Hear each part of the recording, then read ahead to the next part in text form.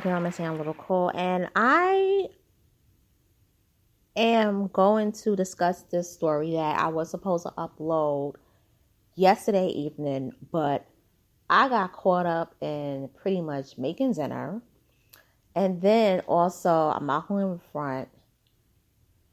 I watched Jocelyn's Cabaret, and then I fell asleep. Okay, so what I'm going to talk about is Kanye West being banned from the Grammys, from performing at the Grammys. Kanye West has been a Grammy darling since 2004. And you're going to ban this man because of his behavior online. It's one thing if he wilded out at the Grammys for rehearsals, or if he spazzed out at the Grammy Foundation, the academy that votes for the awards. But you're basically attacking him by punishing him because of a custody dispute / relation dispute / divorce dispute between him, Kim Kardashian, and Pete Davidson. I hate the Grammys. I can't stand it. Like, I know people hate the Oscars. I love the Oscars, but I hate the Grammys. I never liked the Grammys. I never liked the Grammys when I was a kid, and I love music. I love music, but I hate the Grammys. Oh, I hate the Grammys. I have not watched the Grammys since 2000 and I think it was 2016. I think it's the most boring award show ever. I'd rather watch the MTV Awards. I'd rather watch a marathon of the BET Awards from 2001 all the way to present than to watch the Grammys. But anyway, the Grammys have always been stuck on stupid, in my opinion. I think they do a lot of good with the Grammy Foundation with bringing music to schools, but you're not even nominating real talent anymore like you were doing in the 2000s. The music is trash now, and you're giving Grammys to people that most people don't even listen to it, to the music. But Kanye is the last of the talented rappers and producers, and what made him special was that he was one of the first rappers to go by his legal government name. And number two, he was one of the first rappers to not adapt a gangster image and went mainstream. Like, you had rappers that weren't gangster. Like, a lot of rappers that he associated with was rappers that you would call like conscious rappers, neo soul rappers. But Kanye never really liked that title. He never really liked being known as that. So Kanye pretty much wanted mainstream success. But Kanye West was never gonna, be like, gangster, because that wasn't him. He wanted to really be known for fashion. First of all, I don't like Pete Davidson. Pete Davidson is trolling Kanye by dating Kim.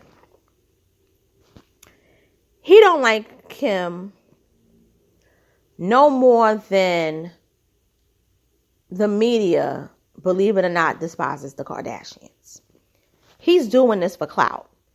But he's also antagonizing Kanye to score points, because word on the curb is that this is his last season of SNL. And outside of SNL, and I'm an SNL watcher. I have watched SNL all my life. I could tell you that I don't see a mainstream movie career for him. Without the attachment of SNL, he doesn't really have it. But what he's done is he's dated women who are mainstream to basically secure himself in the spotlight, to give his name a buzz. But if you go by SNL alone, he's not known for sketches. He's a stand-up guy. And they've always had stand-up. But there's a lot of episodes where you don't even see Pete Davidson like that. Even though he's part of the repertory cast, you don't see him like that. But they've been going at it, him and Kanye, way before he started dating Kim. They went at it in 2018 when Kanye was the musical guest for the season, I think it was season 40, I think it was season 44. Yeah, I think it was a season 44 premiere. And when that happened, Kanye was going at it with Pete when he was making fun of him, when Pete was making fun of Kanye. So to see Kim dating him, I'm like, Kim, why would you openly date your ex-husband's enemy? Then people's talking about Kanye is weird, Kanye is that. Well, let me tell you something. Kanye never talked about doing bad things with babies. And I'm not talking about beating them up. I'm talking about in a sexual way. He's never done that. This man, Pete, is demented. And it shows the Grammys really ain't shit. And Kanye has spazzed out on D.L. Hughley, rightfully so. Mind your business, D.L. You always going at black people, but you don't go after white people. Okay? You talked about Michael Jackson, and I wish the Jackson family would have known before they interviewed with you. You also went after what you did with I'm not even going to go with the Cosby thing because Cosby, he's good. They're never going to get at him again. But you're an instigator, and you're a tool, and Kanye was right about that. And number 3, Steve Harvey, you need to mind your business because you got a whole lot of stuff going on with you dealing with your second wife. Because if Kanye wanted to be really petty, he could go down to Houston, to Texas, and contact all those people. And that would be a whole big mess. And Trevor Noah, I know he's doing his job and everything, but Trevor Noah, I don't think Trevor Noah is a bad person, but your show doesn't promote people in a good light. And another thing too is that, yes, so the thing is that with Trevor Noah making those comments, in today's climate with,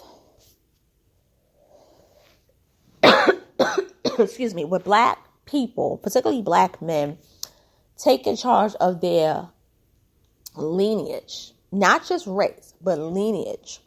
You, Trevor Noah, being a foreign black person, going and talking about a foundational black American who is an icon, you got to tread lightly because people will come for you. Even if Kanye didn't come for you, people will come for you. But Kanye came for him and calls him the K word. Now, or the C word. Now, here's my thing. Nobody ever had a problem with black people calling other black people the C word until Trump ran for office. And when black people started calling out the cooning behavior, that's when it was like, you can't say the C word on social media. You can't say the C word on YouTube until a couple of minutes after your video is posted. It's hypocrisy. But Trevor Noah, I don't think he's a D.L. Hughley, but Trevor Noah has to remember, free speech is free. You can criticize, talk about anyone, but you got to understand the backlash is going to be different now as opposed to when you were first on the Daily Show a couple years back because of the lineage claim. So Trevor Noah, I would just, expect it and just be prepared for it.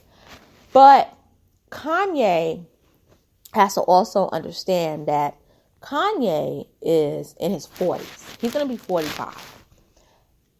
18 years ago, or actually 20 years ago, people first learned of Kanye because he was in a car accident. And he was 25 years old. And I'm going to tell you something. When I first saw his photo, I'll never forget. I was at BMCC's computer lab. It was a Monday. And I was like, oh my God, this man is gorgeous. He is handsome. And I was like, who is this man? And it was critical. And MTV reported it.